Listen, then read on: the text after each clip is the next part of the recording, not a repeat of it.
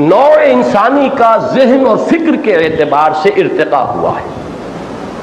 ہمیشہ سے انسان اپنے فکر اور شعور کے اعتبار سے اس سطح پر نہیں تھا جس سطح پر آج ہے. جیسے کہ ایک فرد کا عہد طفولیت ہے، بچپن ہے، پھر وہ جوان ہوتا ہے، پھر پختگی کو پہنچتا ہے. ایک پختگی جسمانی ہوتی ہے، وہ 18-20 برس کا نوجوان جو ہے اب جسمانی اعتبار سے مکمل ہے، اپنی پختگی کو پہنچ گیا ہے. ایک شعور اور فکر اور نفسیاتی پختگی کی عمر ہے جس کو قرآن مجید نے 40 برس معین کیا ہے. حتی اذا بلغ اشدہ وبلغ 40 سنۃ، یہاں تک کہ جب انسان اپنی پوری پختگی کو پہنچتا ہے اور 40 برس کا ہو جاتا ہے. تو جس طرح ایک فرد کا معاملہ ہے، اسی طریقے سے پوری نوع انسانی کا بھی معاملہ ہے. اس کا بھی ایک عہد طفولیت تھا، پھر اس کی جوانی کا دور آیا، پھر اس کے شعور کی پختگی، عقل کی پختگی کا دور آیا ہے.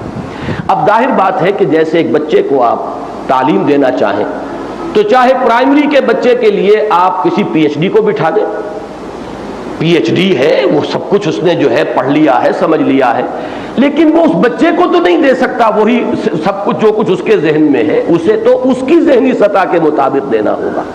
اب آپ کو معلوم ہے کہ ارسطو کا تعلیق، یہ سکندر کا تعلیق ارسطو تھا. ارسطو عقل کی کس سطح پر ہے؟ آج بھی وہ ایک گویا کہ امام مانا جا رہا ہے پوری دنیا کے اندر. ایک خاص نقطۂ نظر جو ہے اس کے اندر وہی ہے، اب بھی امام کی حیثیت سے مسلم. لیکن یہ کہ سکندر کی سطح جو بھی رہی ہوگی مختلف ادوار میں، ظاہر بات ہے کہ ارسطو اپنا کل علم اور فہم اور کل حکمت جو ہے وہ اس کو ابتدائی سٹیجز کے اندر تو نہیں دے سکتا تھا. تو اللہ تعالیٰ کا علم کامل، اللہ کی ہدایت کامل ہے، وہ تو ہمیشہ سے ازل سے، اس کی صفات تو مستقل ہیں اور ازلی ہیں. لیکن نوع انسانی کو جو ہدایت اور رہنمائی دی گئی ہے وہ درجہ بدرجہ بڑھی ہے. اور اس درجہ بدرجہ بڑھنے میں جان لیجئے کہ یہ جو ہدایت آتی رہی سابقہ صحیفوں میں، کتابوں میں، اس لیے کہ حضرت ابراہیم علیہ السلام کے لفظ کے ساتھ صحیفہ آتا ہے، صحف ابراہیم و موسیٰ. پھر حضرت موسیٰ علیہ السلام کے لیے باضابطہ نام کے ساتھ تورات ہے، پھر زبور ہے، پھر انجیل ہے. پھر یہ کہ اور بہت سے نبیوں کے صحیفے ہیں جو اولڈ ٹیسٹامنٹ کے اندر جمع کیے گئے ہیں، اگرچہ ان کی صحت کی کوئی ضمانت نہیں ہے، لیکن بہرحال یہ نہیں کہا جا سکتا کہ کل کے کل وہ جھوٹ پر یا فیبریکیشن ہی پر مشتمل ہے. یہ سب در حقیقت وہ تدریجی ارتقاء ہے ہدن کا. یہ تدریجی ارتقاء تکمیل کو پہنچا ہے اس کلام پاک میں. الہدا، اب یہ کامل ہو گئی، ہدایت کامل. اور اس کے لیے میں نے اپنے اس مضمون میں پروفیسر یوسف سلیم چشتی کو کوٹ کیا ہے.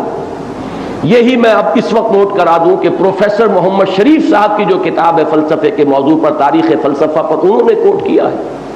یہی بات ابھی میں پڑھ رہا ہوں history of the world H G Wells کی، اس نے بھی یہ بات کہی ہے کہ 6 صدی قبل مسیح سے انسان نے سوچنا شروع کیا ہے. اس سے پہلے سوچ نہیں تھی. جیسے بچے کو بھی آپ بتاتے تھے دیکھو یہ کام نہ کرنا، یہ سانپ ہے، یہ سانپ جو ہے نقصان دہ ہے، اس کے قریب نہ جانا. اسے کچھ پتا نہیں ہے اس کے سوا، لیکن یہ کہ آپ نے بتایا. پہلے جو ہے ڈوز اینڈ ڈونٹس دیے گئے، یہ کرو یہ نہ کرو. باقی یہ کرو تو کیوں کرو اس کا کوئی ابھی محل نہیں تھا. یہ نہ کرو تو کیوں نہ کرو اس کو ابھی سمجھانے کا کوئی موقع نہیں تھا. وہ بیسک وزڈم ابھی امپارٹ نہیں کی جا سکتی تھی نوع انسانی کو، جس سے خود اس میں صلاحیت پیدا ہو جائے، باطنی بصیرت پیدا ہو جائے کہ کیا میرے لیے نفع بخش ہے، کیا میرے لیے نقصان دہ ہے، وہ اصول کیا ہیں جو گورن کر رہے ہیں میرے نفع و نقصان کو. ابھی انسان اس کا اہل نہیں تھا. لہذا تورات جو نازل ہو رہی ہے 1300 ایئرز BC میں، 13 صدی قبل، اس کے لیے لفظی قرآن مجید کے اندر یا مختلف جگہ پر آتا ہے تو وہ احکام تھے. اس کے اندر جیسے کہ 10 کمانڈمنٹس احکام تھے، اس میں ڈوز بھی تھے، ڈونٹس بھی تھے، اوامر بھی تھے، نواہی بھی تھے، یہ کرو یہ نہ کرو. اس لیے کہ ابھی وہ عہد طفولیت ہے. البتہ حضرت مسیح علیہ السلام سے 600 برس قبل انسان نے سوچنا شروع کیا. اچانک محسوس ہوتا ہے پوری دنیا میں، چین سے لے کر اور یونان تک معلوم ہوتا ہے کہ انسان گویا کہ جوان ہو رہا ہے. اب اس نے سوچنا شروع کر دیا ہے. کنفیوشس ہے، گوتم بدھ ہے، مہاویر ہے، زرتشت ہے، فلاں ہے، اب وہ ارسطوٹل ہے، وہ سوکریٹیز ہے، یونان کے اور دوسرے سائنسدان جنہوں نے کہ ابتدا جو ہے بنیاد ڈالی ہے دنیا میں سائنس کی. یہ سب ایک دور کے لوگ کانٹمپریریز ہیں. معلوم ہوا کہ ایک دم انسان کی عقل جو ہے وہ اپنی اس بلوغ کو پہنچ گئی ہے کہ اب اس نے غور و فکر کرنا شروع کیا. اور عجیب بات یہ ہے کہ حضرت مسیح کو درمیان میں رکھ کر 6 صدیاں ادھر 6 صدیاں ادھر، یہ 1200 برس ہے. موسٹ پروفاؤنڈ یہ دور ہے نو انسانی کی تاریخ کا.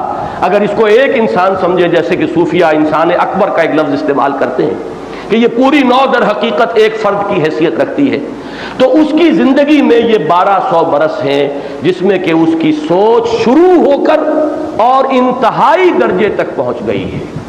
اس کی فلسفیانہ فکر اپنے انتہا کو، نقطۂ عروج کو، کلائمیکس کو پہنچ گئی ہے. جو کچھ انسان بحیثیت انسان سوچ سکتا تھا یا سوچ سکتا ہے، وہ گویا کہ 600 عیسوی میں حضرت مسیح کے 600 سال بعد وہ اپنے کمال کو پہنچ گئی. چشتی صاحب تو دعوے کے ساتھ کہا کرتے تھے، چونکہ ان کی ساری عمر گزری تھی، وہ جورو نہ جاتا اللہ میاں سے ناتا. شادی انہوں نے کی نہیں، ساری عمر کتابیں پڑھنا اور فلسفہ اور منطق اور تاریخ اور ادیان عالم، مذاہب عالم، پھر ان کا تقابلی مطالعہ، یہی ان کا موضوع تھا. اور ان کا دماغ جو ہے، چونکہ مجھے ان کی زندگی کے آخری دور میں کافی عرصے ان کا قرب حاصل رہا اور میں نے ان سے بڑا استفادہ کیا ہے، تو ایک بہت بڑی لائبریری کے مانند، اور آخری وقت تک ان کی یادداشت بڑی کلیئر تھی، حوالے پورے کے پورے جوں کے تو وہ دیتے تھے. انہوں نے یہ دعویٰ کیا ہے، پروفیسر یوسف سلیم چشتی، جو شارح اقبال کی حیثیت سے زیادہ معروف ہیں، باقی ان کی دوسری حیثیتیں جو معروف نہیں ہو سکی. بہرحال ان کا دعویٰ یہ تھا کہ میں ثابت کر سکتا ہوں کہ 600 عیسوی کے بعد نہ کوئی نیا مذہب دنیا میں آیا ہے، نہ نیا کوئی فلسفہ دنیا میں آیا ہے. آج کے جتنے فلسفے ہیں بڑی بھاری بھرکم اصطلاحات کے ساتھ، لیکن یہ کہ یہ تمام فلسفے اس سے پہلے پیدا ہو چکے تھے، اب صرف لیبلز بدلے ہیں. شراب وہی ہے، صرف لیبلز بدل گئے. ایگزسٹانشلزم ہو یا لاجیکل پازیٹیوزم ہو یا امپیریسزم ہو، جو بھی یہ مختلف الفاظ ہیں، ان سب کا وہ کہتے ہیں کہ تمام فلسفے مکمل ہو چکے تھے. اس کو میں نے تفصیل سے اس میں لکھا ہے، وہ پڑھیے گا اور ایک ایک حرف کو اپنے ذہن کے اندر بٹھانے کی کوشش کیجیے کہ اس حقیقت کو اچھی طرح سمجھیے کہ فکر انسانی، اس ایک نقطہ پھر آپ کے ذہن میں وسوسے کے انداز میں آ سکتا ہے، اور وہ یہ ہے کہ سائنس کا ارتقاء تو ہو رہا ہے، سائنس تو بڑھی ہی اب ہے اس دور میں، اس میں کوئی شک نہیں. آپ علوم کو 2 حصوں میں رکھیے، ایک ہے مادی علوم، فزیکل سائنسز، اس کا ارتقاء مسلسل ہو رہا ہے اور ہوگا. ابھی ہم نہیں کہہ سکتے کہ کہاں تک یہ انسان پہنچے گا.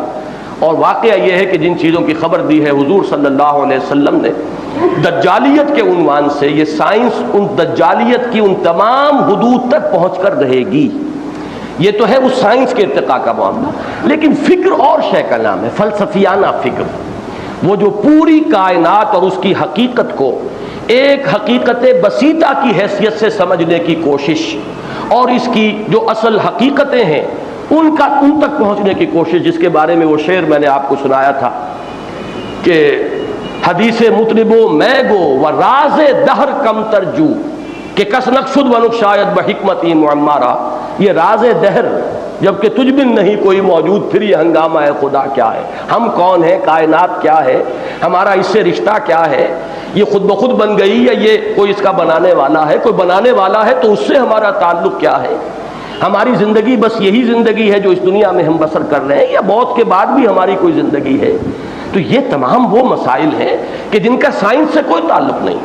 اسی لیے آپ 2 حصوں میں تقسیم کرتے ہیں، فزکس اینڈ میٹا فزکس. تو میں جس چیز کا ذکر کر رہا ہوں وہ میٹا فزکس ہے، وہ چیز کے جو ہمارے حواس کے دائرے سے باہر ہے. حواس کے دائرے کے اندر جو علوم ہیں انہیں آپ فزیکل سائنسز کہیں گے، ان میں ارتقاء ہو رہا ہے. لیکن وہ فکر انسانی، وہ فلسفیانہ فکر جو ہے، وہ میٹا فزیکل تھاٹ، اس کے مختلف شعبے ہیں، وہ مکمل ہو چکا تھا جب بعثت محمدی ہوئی صلی اللہ علیہ وسلم، اور اس وقت پھر اب الہدا دے دی گئی، ہدایت کاملہ. اور اسی کے ساتھ ایک ربط اور تعلق میں نے، چونکہ میرے ذہن میں آیا، میں نے بیان بھی کیا ہے باہر، آج پھر نوٹ کر لیجئے. یہی وجہ ہے کہ اس الہدا کی حفاظت کا ذمہ اللہ نے لیا. اس سے پہلے جتنی ہدن نازل ہوئی ان کی حفاظت کا ذمہ نہیں لیا، اس لیے کہ اصل کامل ہدایت تو ابھی آنے والی تھی. کوئی جو ہے اس کی ہدایت غیر ضروری تھی، اس کی حفاظت غیر ضروری تھی.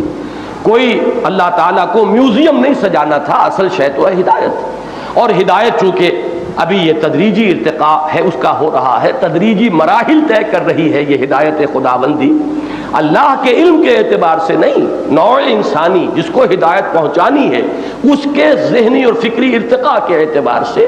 لہذا یوں سمجھیے کہ انٹرم پیریڈز میں جو کچھ انہیں دے دیا گیا ہے اس کی حفاظت کی چندہ ضرورت نہیں ہے۔ ہاں جب وہ ہدایت کاملہ آ جائے گی، جب الہدا بن جائے گا معاملہ، وہاں تک پہنچے گا، اب اس کی حفاظت کا ذمہ لیا جائے گا۔ الیوم اکملت لکم دینکم واتممت علیکم نعمتی، جب یہ اتمام نعمت ہدایت ہو جائے گا تو پھر یہ بھی ساتھ ہی فرما دیا گیا انا نحن نزلنا الذکر وانا لہ لحافظون، ہم نے ہی اس ذکر کو نازل کیا ہے اور ہم ہی اس کے محافظ ہیں۔